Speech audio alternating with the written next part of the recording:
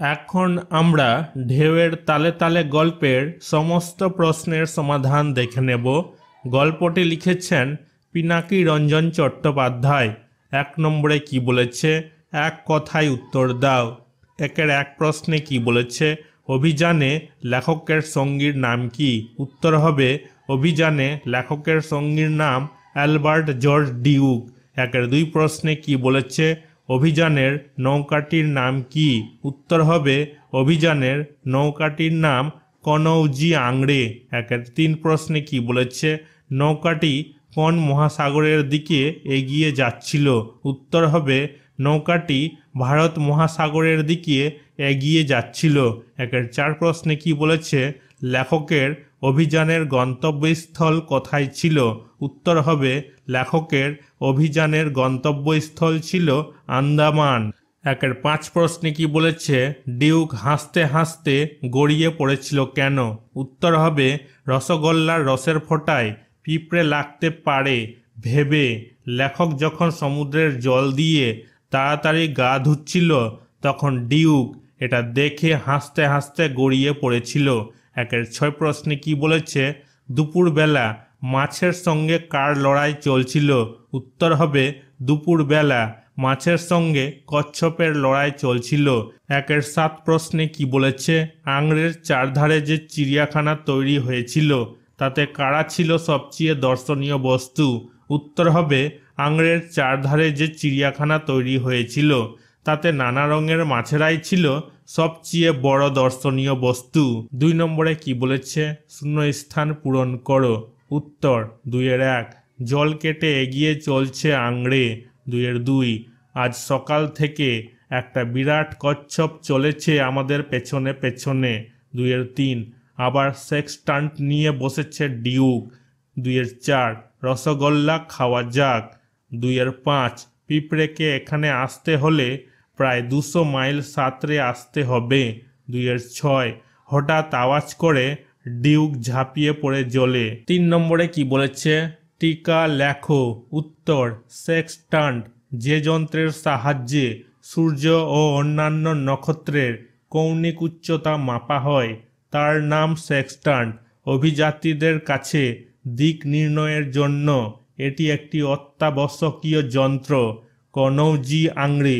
কনৌজি আংড়ে একটি ডিঙি নৌকা।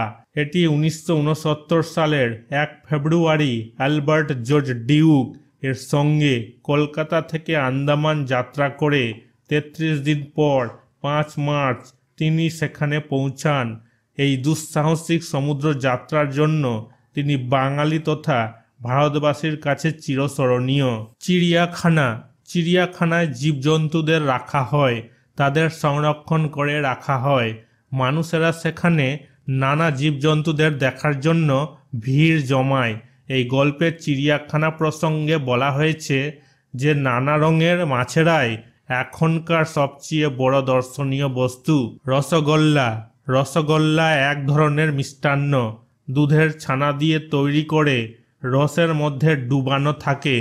গল্পের সমুদ্র যাত্রার সময় ডিউক ও লেখক টিন ভরা রসগোল্লা খেতে খেতে নৌকার দুপাশে দুজনেই হেলান দিয়ে বসেছিল। অভিযান কোনো তথ্য বা সংস্থান আবিষ্কারের উদ্দেশ্যে মানুষ অভিযান করে থাকে। গল্পে অ্যালবার্ট জর্জ ডিউকের সঙ্গে কনৌজি আংড়ে নামক একটি ডিঙি নৌকা কলকাতা থেকে আন্দামান অভিযান করেছিল। 4 নম্বরে কি বলেছে, বাক্য তৈরি করো।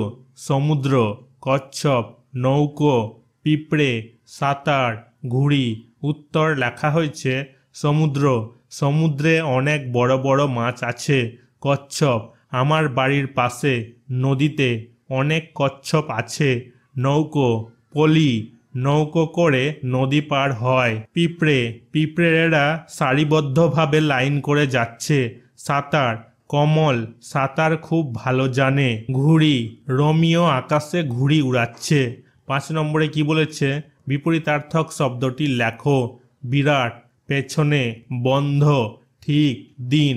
উত্তর বিরাট বিপরীত শব্দ হবে ক্ষুদ্র, পেছনে বিপরীত শব্দ হবে সামনে, বন্ধ বিপরীত শব্দ হবে খোলা, ঠিক বিপরীত শব্দ হবে ভুল, দিন, বিপরীত শব্দ হবে রাত। 6 নম্বরে কি বলেছে? নির্দেশ অনুসারে উত্তর দাও। 6-1 প্রশ্নে কি বলেছে? মনে করো নৌকা চেপে তুমি কোথাও বেড়াতে গেছো। যাওয়ার সময় যা যা দেখতে পাবে তা লেখো। উত্তর লেখা হয়েছে, আমি শরৎকালের সময় নৌকো করে নদী পেরিয়ে মামার বাড়ি যাচ্ছিলাম।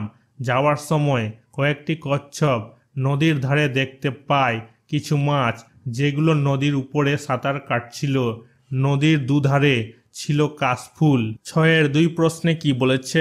ভারতবর্ষের মানচিত্রে আন্দামান নিকোবর দ্বীপপুঞ্জ, কলকাতা, বঙ্গোপসাগর ও ভারত মহাসাগর এদের অবস্থান শিক্ষিকা শিক্ষক মহাশয়ের কাছ থেকে দেখে জেনে নাও। উত্তর লেখা হয়েছে, ভারতবর্ষের পূর্ব দিকে বঙ্গোপসাগরে আন্দামান নিকোবর দ্বীপপুঞ্জ অবস্থিত। কলকাতা পূর্ব দিকে পশ্চিমবঙ্গ রাজ্যের দক্ষিণ ভাগে অবস্থিত। এছাড়া ভারতবর্ষের পূর্ব দিকে বঙ্গোপসাগর এবং দক্ষিণ দিকে ভারত মহাসাগর অবস্থিত। 6-3 প্রশ্নে কি বলেছে? অভিযান কাকে বলে? শিক্ষিকা শিক্ষক মহাশয়ের কাছ থেকে যে কোনো একটি পর্বত শৃঙ্গে অভিযান বা একটি মহাকাশ অভিযানের গল্প জেনে নিয়ে সে সম্পর্কে 4-5টি বাক্য লেখো। উত্তর লেখা হয়েছে, কোনো তথ্য বা সংস্থান আবিষ্কারের উদ্দেশ্যে মানুষ যে অভিযান করে থাকে তাকেই বলে। অর্জুন বাজপেয়ী ছিলেন একজন ভারতীয়। তিনি 2011 সালের 20 মে মাউন্ট এভারেস্টে আরোহণ করেন। তখন তার বয়স ছিল 16 বছর 11 মাস। তিনি ছিলেন সর্বকনিষ্ঠ আরোহণকারী ভারতীয়। 6-4 প্রশ্নে কি বলেছে? 5টি সামুদ্রিক প্রাণীর নাম লেখো। উত্তর লেখা হয়েছে, তিমি, হাঙর, অক্টোপাস, তারকা মাছ, কচ্ছপ।